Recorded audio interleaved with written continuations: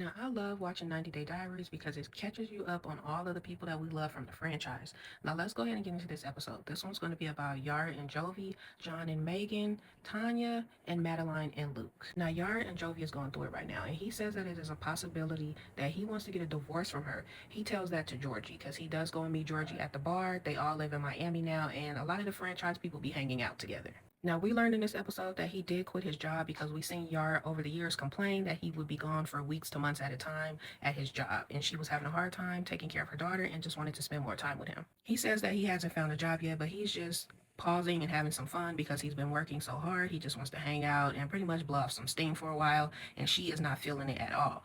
According to Yara, she thought that they would spend more time together and he would be a more active dad and help her around the house, and he's doing the exact opposite. She says that he's going out drinking and partying with all his friends and pretty much non-existent in the household. Other than being there, he's asleep. Of course, she's been trying to explain this to him, and he is just not getting it. He feels like Yara just wants to control him and tells him everything he can and can't do.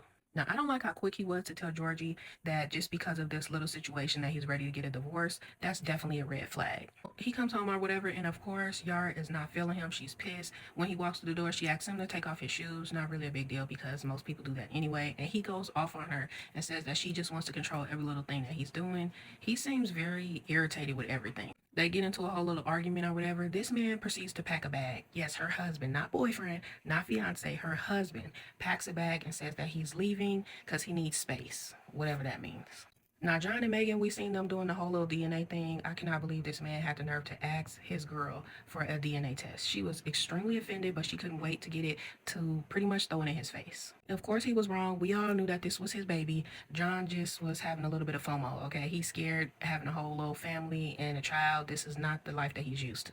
He does apologize to her, and they talk about marriage a little bit. And surprisingly, she says that she does not want to get married. She said that she's fine in a relationship. We seen before that they have been engaged, and he ended up like throwing the ring out or something. It was a whole dramatic thing. And she says she's not ready to be married right now. They just are going to live their life and try to navigate their home as a family of four now.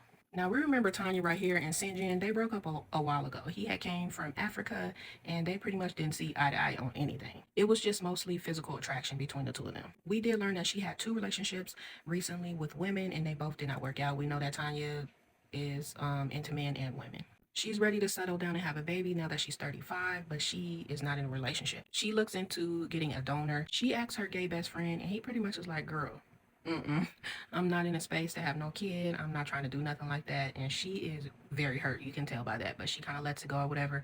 I don't know why she would think somebody will be okay having a kid with you, seeing the kid all the time, and just like kind of being a part of their life, but not really. Like the whole situation is weird. You definitely wouldn't ask a friend. She goes on this little dating show or whatever, dating different women, and it's kind of like a game show thing. It was weird. They was actually all kind of cringy things, and it was just like TLC. You know, sometimes they be going a little too far. That was one of those moments. Now, Luke and Madeline got a whole bunch of drama going on. We do remember them going back and forth. It seemed like she was just with him for money. That was my opinion. It was like he was a sugar daddy and maybe he didn't know it. Now, they did end up getting married, but now they are broke up. I don't know how you break up when you're married, but I guess. She accuses his friend, which is his business partner, of stealing from them and like scamming the business and all kind of stuff. And they were fighting about that because he's saying that it's not true.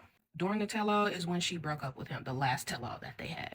Now, in the meantime, that they're going back and forth, he does get into her social media and see that she was messaging a man and that they even went on dates together. So he calls to confront her because her interview with the embassy is ready and that way she'll get approved to come to America. He confronts her on it and she is not happy. She denies it and is completely offended, says that she's not going to talk about it on camera, so he don't want to hear it. And he tells her at that moment that if she don't want to talk about it, they're not going to work it out, then they not going to get back together. So these two still got a lot of drama going on. They don't know if they want to be together, not be together, married, not married, I don't know, a bunch of drama. But what else would you expect with 90 Day Diaries?